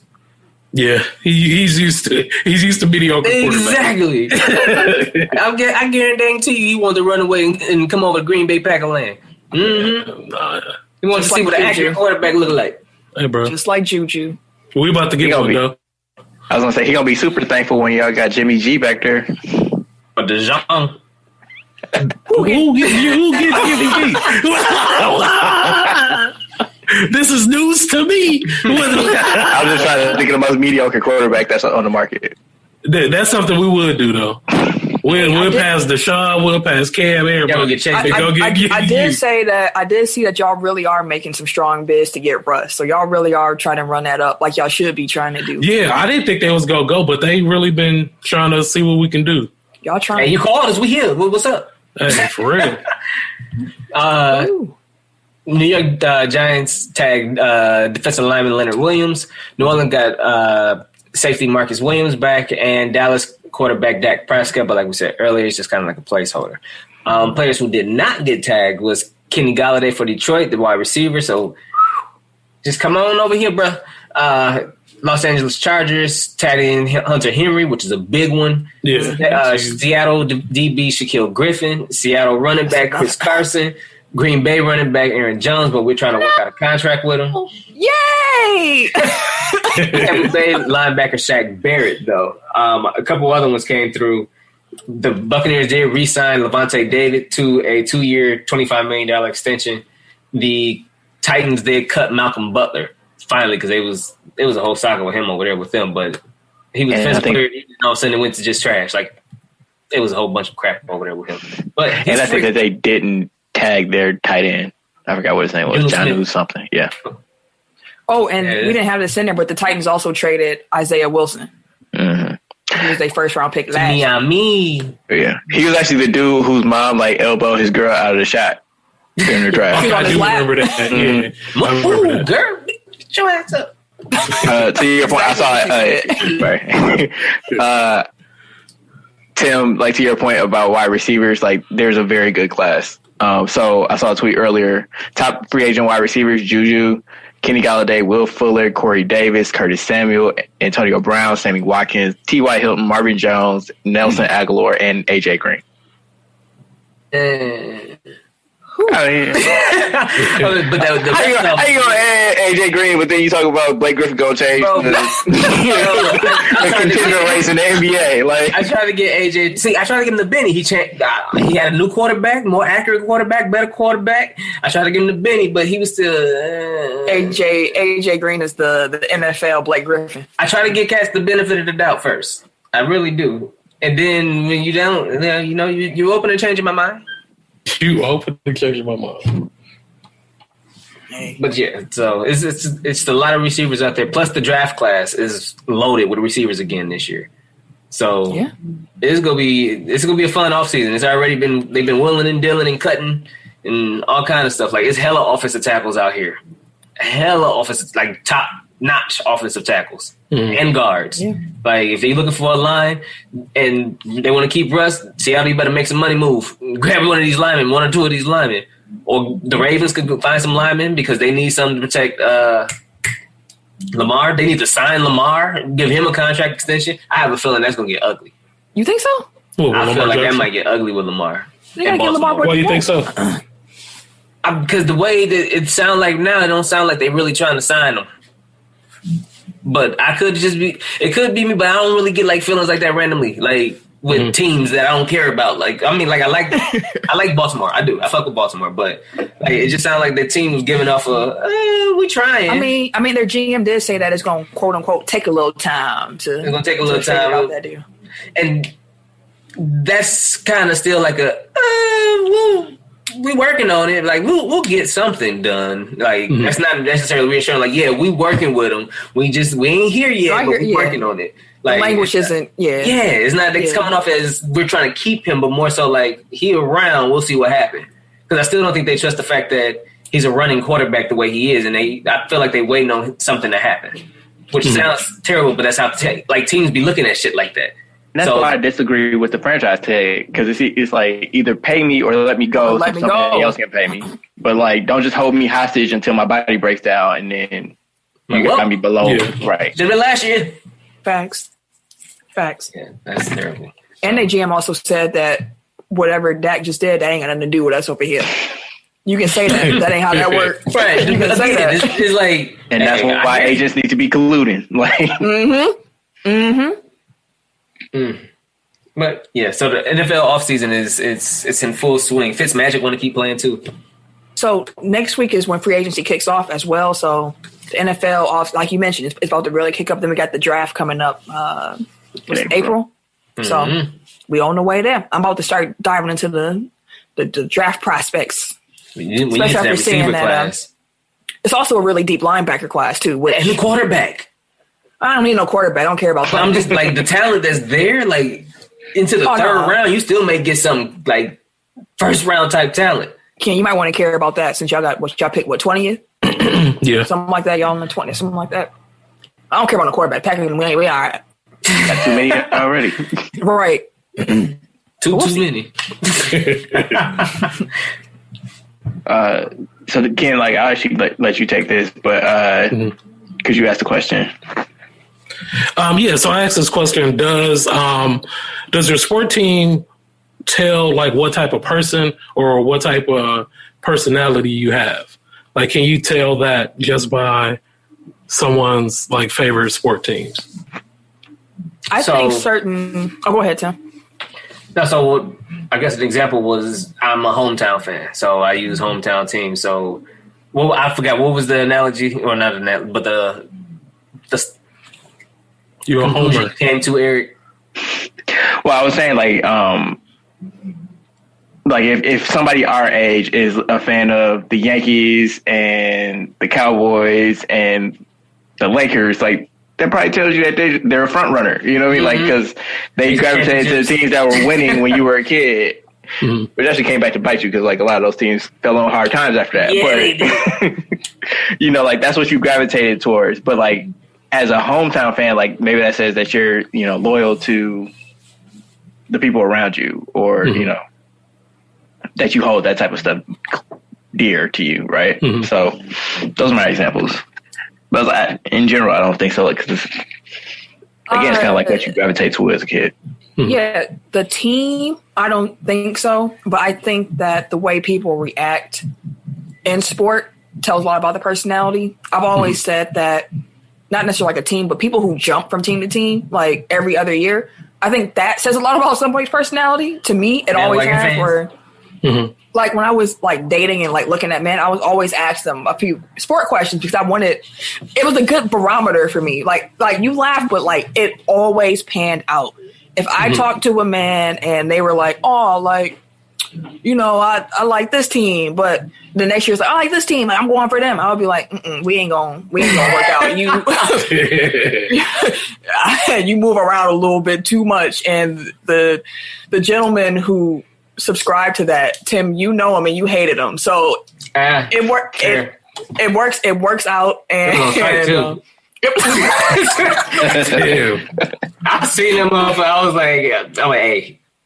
Ain't no good. I don't like no good. It was nothing good coming that way. And I've always felt that way. Like, even like just playing on a team, which isn't necessarily the same question, but sports brings out your true character. I know, what's his name? In video games, too. What's it, Myers Leonard? Oh, he was using anti-Semitic rhetoric today. Like, white people have slurs for every damn group. Like, it'd be stuff I've never even heard of. Like, when I heard him say that, I was like, whoa, how's that in your vocabulary? Like, that's like, where you get that from? Like, what the fuck? Like, white people have slurs for different types of white people. Like, you know, it's slurs for, like, Italians. It's slurs for Irish people. I'm like, how? It's crazy. That's just hate. Like, that's like right, hate. That's what I'm saying. Like, that's way too much energy devoted towards, like, dehumanizing people. But again, like it show, like those things show you things about people. Like if you're a good teammate, if you are like, it tells a lot about your character. So I think there's something to say about using sports to get a gauge of somebody's personality, but I'm not sure if the team alone will tell you that. Okay. Because to your point, like people have different reasons for rooting for the teams or players that they do. Which I think is kind of like it's kind of like how that's where that generational divide comes in, because I think that we're like at the tail end of generations that gravitate more towards teams. Because I think younger kids, especially like NBA fans, like they gravitate towards players more. So I mean, like even some people in our generation do, but like definitely before us, like it was always team first, team first, team first. But like basically LeBron came through and like wrecked all that. It was just like is you know, people root for players, so it's like, I'm not a Cavs fan. I'm not a Heat fan. I'm not a Laker fan. I'm a LeBron fan. And that's fine to me as long as they say that. But don't pretend like you've been on the wagon for all. Yeah, that's what I. Because now all of a sudden everybody Laker fans are like, bro. Like, where was y'all at? Had a full band. Where was y'all at when Clarkson was our number one player? B. Look at dude. She can't. Like, come on, man. Like, where were y'all at? Like, don't. Yeah. As long as you can, like, as long as you're honest, like, I'm cool. Like, whatever your fan, but just don't pretend on nothing, because again, it tells me something about your personality that's not endearing to me. That's why to me it's not endearing. I work my squads hard. We all day. Yeah, and it's been that way because you've been annoying me about them Lakers since I was a kid. So yeah, always been Lake Show. We out here, Lakers Nation. What up? I know you listening, niggas. What up? Eaglewood, where you at? You wasn't in the top 10 this week. What happened? Inglewood was good. But yeah, that's a good question. I like that. Overtime is launching Overtime Elite, which is going to be a basketball league for 16 to 18-year-olds. Those players are going to get at least $100,000 for their salary, health benefits, and an equity stake in overtime. If the athlete decides after they get done in that league that they don't want to play basketball professionally, overtime will cover college tuition up to $100,000. They're going to have 30-person basketball op teams, access to experts in nutrition, fitness, and sports science, and they're going to have a 4-to-1 student to teacher ratio. So I love it. We've talked about it for different avenues. The more avenues these young players have to make money and to use their gifts to profit, like, I am for it. I love that they also added in the fact that if they don't do it, like, we'll also pay for tuition. Like, you ain't got to worry about that because you won't have eligibility. That's a hard word right now. Eligibility. Man, I was stumbling on that one. But yeah, like, we got you. Like, you got college. Like, I love it. And I just want to say shout out to LeVar Ball and the JBA because y'all tried this, not at this level. Y'all did succeed, but y'all tried it. Y'all tried it. Y'all had the idea. Y'all threw it out there. And I see y'all plans, but we're going to erase that there and there. We'll tweak this a little bit. You tried it. Like, appreciate it. Because this is how my mind works. I always look to the potential downsides before I, like, fully invest in something. So I need to know that, like, who's backing this league? Like, what, like, are they on solid financial footing? Because, again, like, if you get kids invested at 16 and then the league goes under and then they can't pay the $100,000 towards tuition and stuff like that, like, then this kid just flushes away not only college eligibility, high school eligibility, like, you might have set them back for, like, their professional development, like, that type of stuff is the only thing I'm concerned. Like, if it was like the NBA, if it was backed by the NBA or Nike or some institution that is going to be financially solvable, like, or at least can, if the league flops, like, somebody's going to be on the hook to pay these people. Well, like, then I would feel a lot better. One thing you say, overtime is a lot more stable than Big Baller Brand was. I also saw that Carmelo Anthony, who is an overtime investor, he's putting money behind this league as well. So looks like they have a stronger footing to start. Right, and that wasn't like a knock on overtime or anything. It's just saying, like, that. No, when I see leagues saying, like this, that's where I immediately go to. It's like, this needs to be, like, legit through and through for me to be, Oh no, I hear you. I'm just in case people don't know about overtime or anything about them. Like, Carmelo's a big shareholder in overtime actually. So when they did their last like fundraiser, startup or whatever, they actually were able to raise, I think, like over $35 million. So they got some. What is overtime? Overtime is like an app, a social media app, and they have like short sport video content. Like, it's like Instagram for sports, pretty much. Gotcha. Okay. So hopefully it works out. Hopefully they get some more funders. I can imagine that Carmelo is probably in the ear of other NBA players trying to get them to invest as well. So I just love these young dudes having options. For sure. I'm just looking up more about overtime. Some other investors in overtime include Spark Capital, MSG Networks, Sapphire Ventures, NBA players such as Victor Oladipo, and former pro basketball player Baron Davis. Okay. Kevin Durant has also given funds to them, as well as former NBA Commissioner David Stern. Okay, so they got some heavy hitters. But again, like I just want to make sure everything's on the up and up for these kids because prove it. You got people investing, but sometimes they invest because they know they can make a buck off it, not necessarily because they're altruistic. So yeah, we don't want no funny money for sure.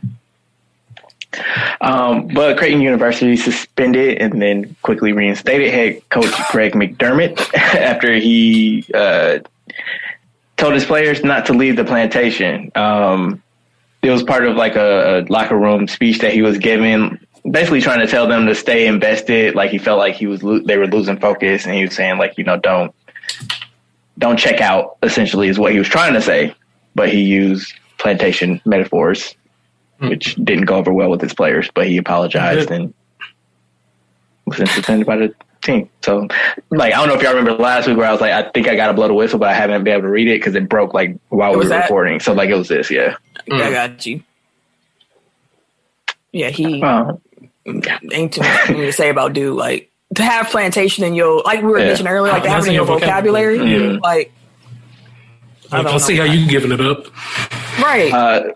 Two things. One, like, that's Doug McDermott's daddy. But two, like, I wonder if it was like, because like you hear some people say, like, leave the reservation, which also thinking about it now is like, that's probably problematic too. Like, there are so many idioms that we have, like, that nobody really pays attention to, like, the origin of. And then, like, when you really break it down, it's like, oh, that probably came from some racist shit. Like, yeah, I like, looked some up. Woo.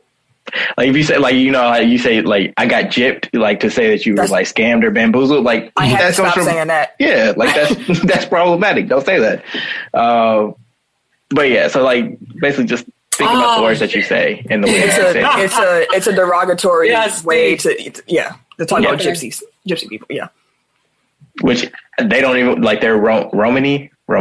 Like you aren't even supposed to say gypsies anymore. So hey, correct me. I need to learn. Right. Yeah. Like that was. I'm just saying, like that's an example of like things that we don't even, like that aren't necessarily like everyday things that we think about or that we're exposed to, but that are problematic and that probably need to be corrected, but they don't get the attention as much attention as other things possibly do. Mm-hmm. Fair enough. So just think before you speak, and actually think about the words that you say and words mean possibly where they come from. Yeah. The NBA and the NBA Players Association plan to eliminate the 50-game limit for two-way contracts this season and allow two-way players to be eligible for the playoffs. So in reality, what that means is that they get 2 extra roster spots for the rest of the season. Good. You seen they brought our boy Namdi up, dog. Mamdi? Yeah, Mamdi Diakite. Yeah, that's how you say it. It's funny because I think who? Yeah, I don't know who. I was like, who? He's a Bucks two-way player who was averaging like 18 and 10 in the G League. Oh, so he's done it. He had a game where he had like 28 and 15 and like 3 blocks. Like, what position he play? Yeah, like power forward center. He's a power forward. He's like 6'9". Oh, okay. 6'9" power forward. That's what's up. He's a mobile big. Like I think his cult following, his hive is reminiscent of the Christian Wood. Like I think that's what. Yeah, like I was a big fan of Christian Wood. Like when we seen him at the scrimmage and stuff like that, I was like, dude, cold. I like dude. Like what? He hooping and shit like that. He probably ain't gonna see no minutes. We should have let him see minutes. But I think it's kind of like okay, we missed out on Christian Wood. We see potential in this guy that kind of feels like the same story. Let's see what we got, especially since everybody complaining about Brooks' mobility right now. Hey, we already have a big that's mobile that can rebound and has a high motor on defense in the G League who's actually hooping. Let's bring him up and give him a shot. Don't Christian Wood him. I think that's what a lot of his Don't Christian Wood him is funny. I like that. But it's a thing in Milwaukee now. No, I've seen it. One thing about Mamdi that I want to say, I was listening to Locked On Bucks. I think it was Kane or whoever the guest was on the episode, but they were pointing out the difference between Christian Wood and Mamdi in the sense that Christian Wood in the G League, he was doing everything. He was bringing the ball up. He was showing like, I am a star. Okay, do you hear me? I am a star. I want to be the man. And that was always a knock on Christian Wood, was his attitude and the way he approached the game, which is why he ended up in the G League eventually. Mm-hmm.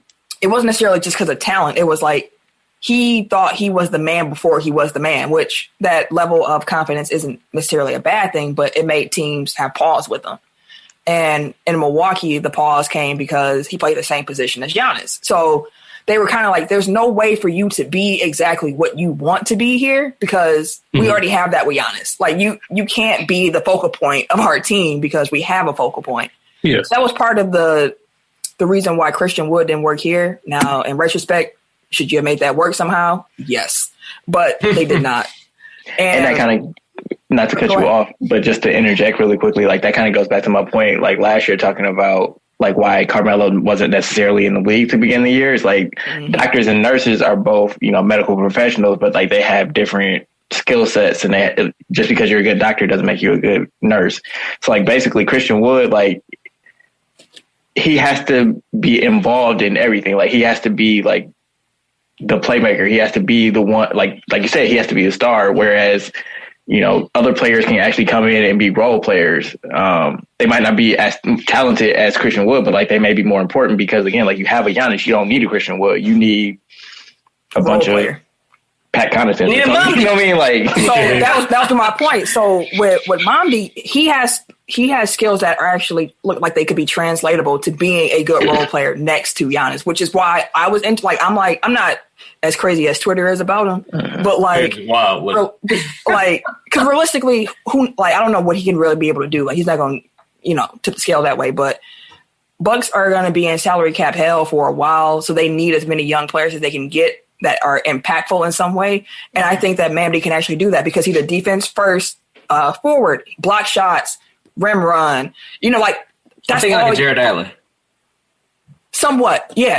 Like that's what you really need. Like, and I think that Mamdi has more potential on the Bucks than Christian Wood did because of the reasons that we just said. But good luck to Mamdi. I hope Bud gives him some playing time.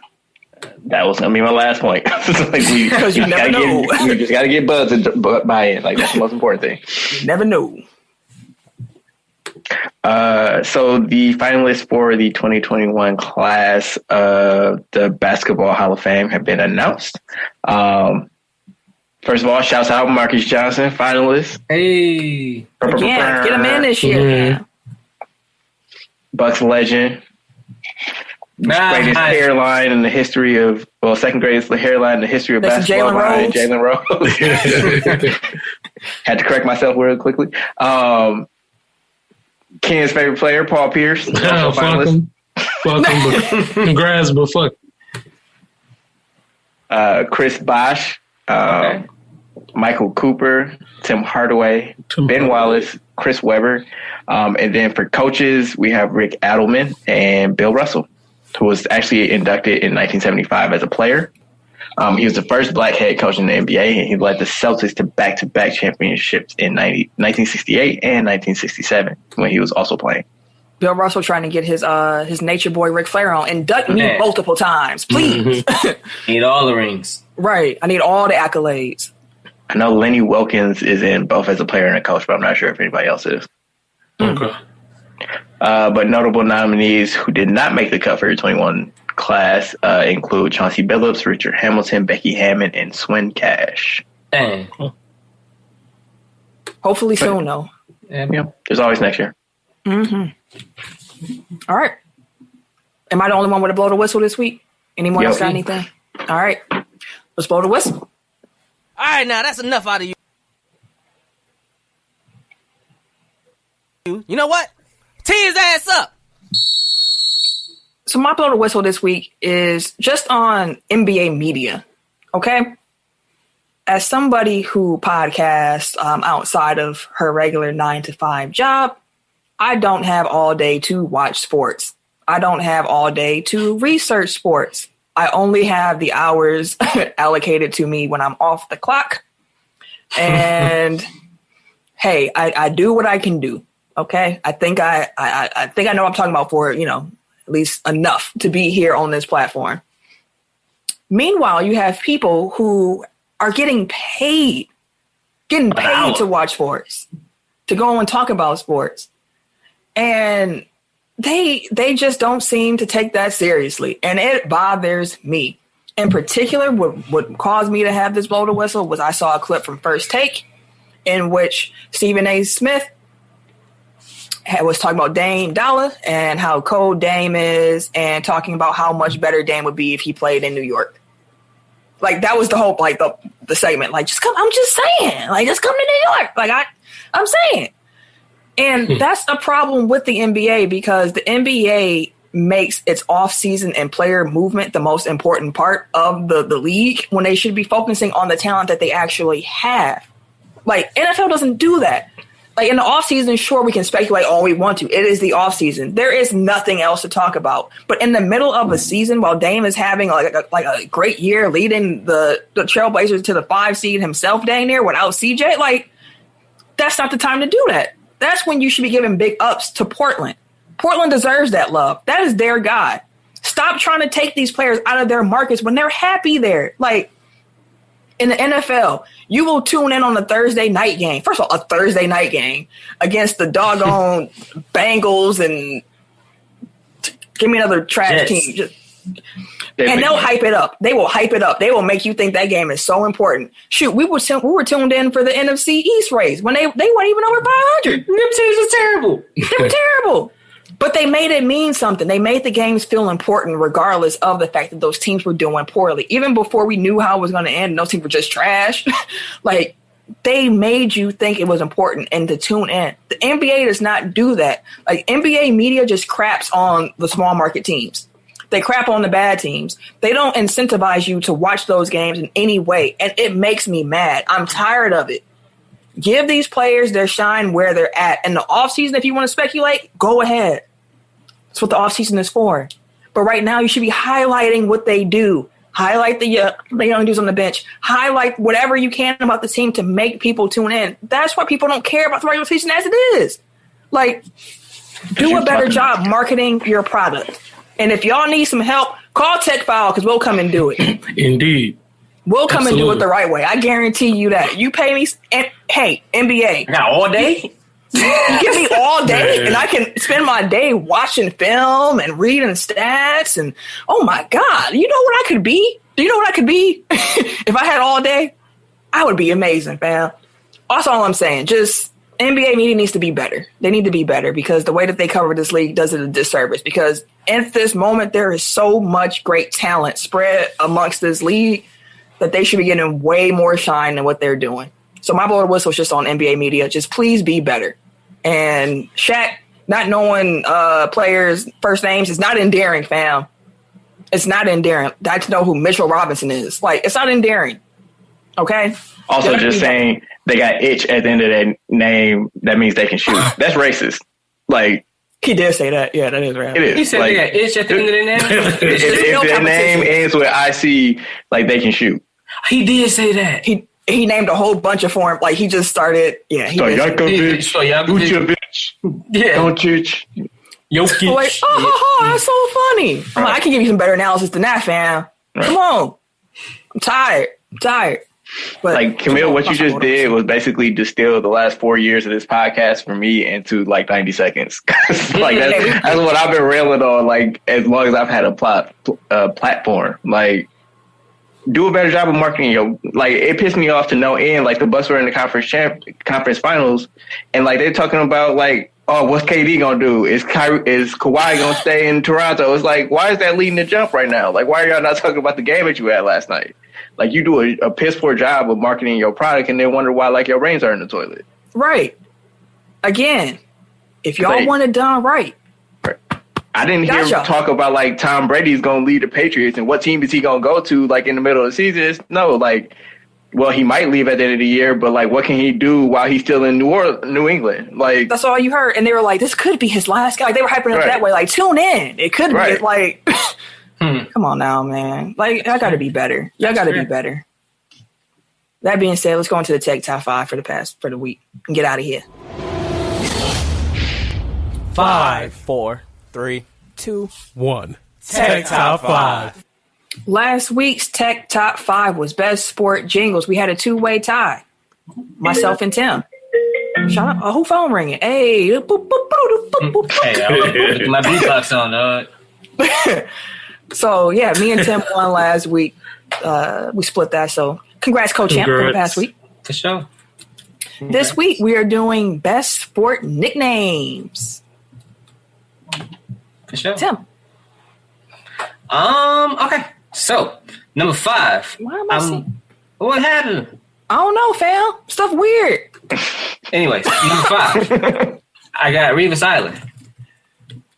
I thought that was cool, and then all of a sudden, Revis Island became a thing where it's just a saying that you put the man on the island. So his nickname kind of became a thing for shit. I guess the current culture now, like Revis Island, that man really was locking up the entire side of the field. Like they never threw over that pitch. Like, no, what you got Revis on? He is a rap. Don't even look for the quarterback. Don't ask for no plays. Nothing. Number 4. I got Black Mamba. Number 3, I got Half Man, Half Amazing. Number 2, I have Air Jordan. And number 1 with a bullet is He Hate Me. That shit was so cold, dog. That is a cold Rod name. Smart was so cold when He Hate Me. Then the motherfucker doing kick returns and he running away from you. All you see on the back of his jersey is He Hate Me. You pissed off, dog. Like, you damn right I do. Fuck you. He was talking big shit in his press conferences afterwards. Rod Smart was a legend in the XFL, dog. He Hate Me was cold. Man, I hear you. My number 5 is a little obscure, but it's Christian Okoye, the Nigerian Nightmare. Like, that's just called alliteration. Like, he was Nigerian. It's evocative. It gets the people going. Gets the people going. 4, I got the Legion of Boom. Like, that's just cold. Like, Legion of Doom, you know, they known for hitting people hard. Coldest fucking secondary in NFL history. Can't beat it. Number 3, White Chocolate. Like, it's self-explanatory. Like, you know, like that was the only thing that, like, it perfectly fit Jason Williams. You know what I mean? Like, it did. It really did. Number 2, I don't want to step on Ken's toes, but the juice is just cold. Like, feel free. That's a cold nickname. Like, it's OJ. Like, you know what I mean? Like, it's OJ. Like, that's a cold ass name, bro. Like, whoever came up with that shit cold, bro. That's a cold nickname. That's brilliant. Like, it is. Ignoring all the other shit he did, but you know, as far as nicknames go, is solid. The nickname is solid. Yeah, and number 1 is Magic Johnson, because like that's his name at this point. You know what I mean? Like, yeah, again, like it perfectly sums up like watching Irvin Johnson play basketball. Like, that don't even sound right saying Irvin Johnson. Like, it don't. When I hear Irvin Johnson, I think of Irvin No Magic. No Magic Johnson. Dude had a Boosie fade, bro. Like, damn, dog. Hey, Cassie used to go to the barbershop, go to G's, like, let me get the EJ. Hey, shout out to my guy Bonds, bro. He be saying that shit all the time. Irvin No Magic. Hey, that's a nickname that really stuck. He was before his time, because like if he would have came out like 10 years later, he would have been a Muggle. Fact. How many my honorable mention. Get off of that? Honorable mention for my top 5. I gotta go to the Greek Freak. That's a nickname that I did not like initially, but it has really grown on me, especially with the Freak merchandising. I just kind of like that, but didn't make the top 5.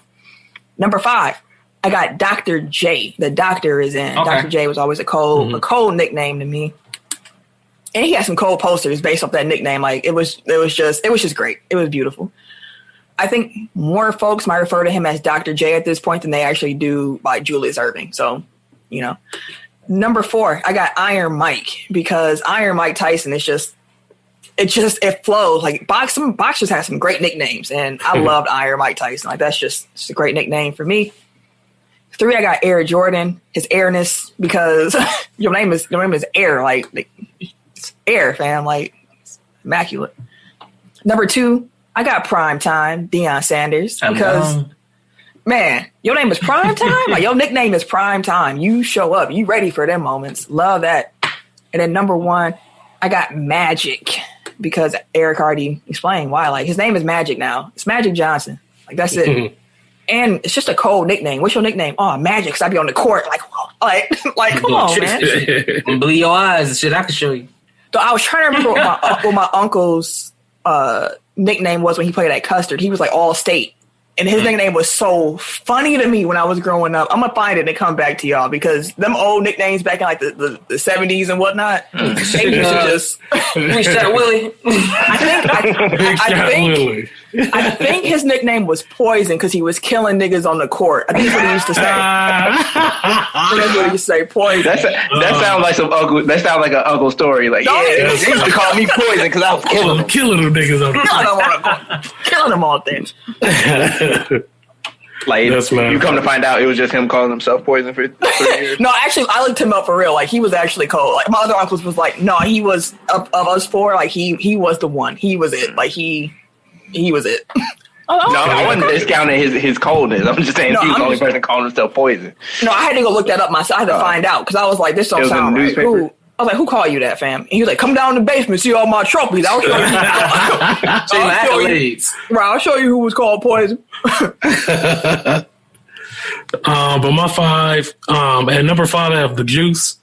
Just like we just said, it's a cold ass nickname. Mm-hmm. Exactly. Like his name's OJ. But at number 4, Eric Jordan. Number 3, Primetime. Number 2, the Heartbreak Kid. Always HBK. Always thought that was cold. And then number 1, Black Mamba.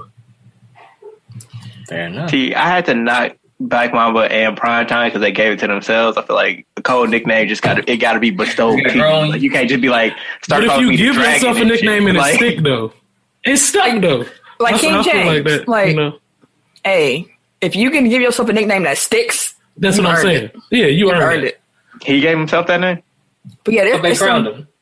I definitely didn't. LeBron call himself King James first? I don't think so. I thought it was like a play on like the Bible and shit. Like, I was saying, the Bible, the King. You're right. So I think the media took that and ran with it because I think he got a King James version, something tattoo on his arm or something. He got a King James. We're going to have to figure out the origin of the King James. I'm pretty sure it was the media though. They had the motherfucker going through. So I know he was called that in high school, but I don't know who called him King James first. Like I don't know. But I know he had Chosen One on his back, but that's because like SI put that on the cover when he was on it.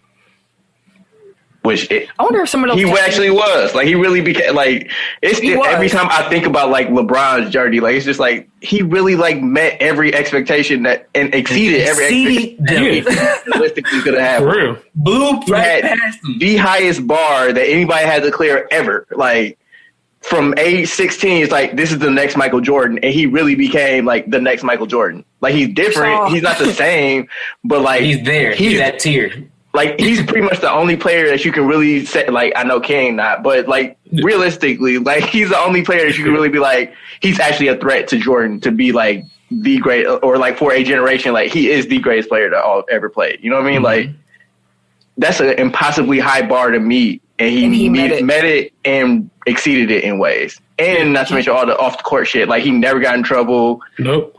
Like, for any, like, never had no scandals. Right, like, the worst thing he did was the decision. You know what I mean? Like, and he learned from that. Yeah. he learned big time from that decision. He learned I got to be a little bit more careful. And really, that just hurt feelings. Like, he didn't do anything illegal. Like, it was just a little distasteful, but it was great entertainment. It was bad. Taking my talents to South Beach became part of the lexicon. So, I mean, even his mistakes ended up being pop culture. So, again, I'll just say it before we sign off, but appreciate watching LeBron James play basketball because this is a gift. As Eric already said, like he has done so much and he is still going. Jeannie Buss was like, I hope he played. Kareem played till he's about 46. So LeBron maybe can do that. She was real though. She legit said like she legit said that I don't really care about luxury tax. Like, I got LeBron James. I will pay whatever I need to. Hey, we got LeBron here and the championships. Money. We got it over here. Like money off. Say what? I got some spare in the back. Don't worry. Hey, they were profitable during the Jordan Clarkson years. Like having LeBron James on the team. Like yeah. God is But good. no, that's the show this week. We hope y'all enjoyed. We hope y'all come on back. As a reminder, rate, review, share. All that stuff is free ways to support the podcast. Mm-hmm. Support ain't got to come out your pocket. It just take not. a little time. That's all we Free ask for, some of your 99. time. So make sure you share it with somebody. Make sure you rate and review wherever you can. And just tell folks about Tech File. We really, really, really and truly appreciate that because we're not able to break records and get into new markets without y'all coming through and letting everybody know what's up. Letting people know, like, this is a show worth listening to. So more of that, please. And with that being said, I do want to shout out Mix real quick on Twitter who shouted us out. Just Shout out, brother. shout us out. Someone asked what some pods to listen to. We was up in that list. So Appreciate you, brother. stuff like that, Appreciate it it. helps. It Shout really out. helps. More of that. Thank you. And if you want to follow me on social media, you can catch me Wait a minute. on Twitter at Camille Monet, CamilleMonae, because Your mom is fancy. thank you, good sir. Before I sign off, I just want to say last week I teased our radio song and Future put the kibosh on that one. Like he was like, I want all my money. He put We blocks could have felt that everywhere. nowhere. Everywhere.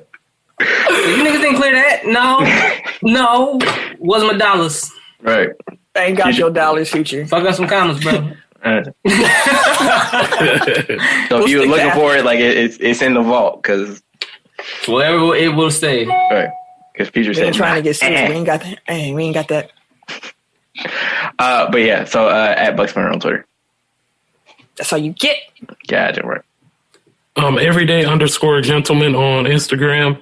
K Harris 216 on Twitter and Snapchat. And it's your boy, TIMKINZ, number 3, a.k.a. Ass Ketchum, a.k.a. Mr. Give It To Me. We'll see y'all next week. Bring your friend, too. Tell your friend to come along, grab them, say, hey, hit play on there. We can do a group share and shit. Y'all can listen together. Listen together. You know what that sounds like, right? Sound like they sharing the show? Bring your friend. We can get this group thing going. Like, Yeah, they can share the show together. sound like you pitching the mayor again. Hey, don't bring us up, man. And listen, Pitching share woo. the show. Pitching Share woo. the show. Don't be pitching woo. Share the show. This has been a presentation of the Break Media.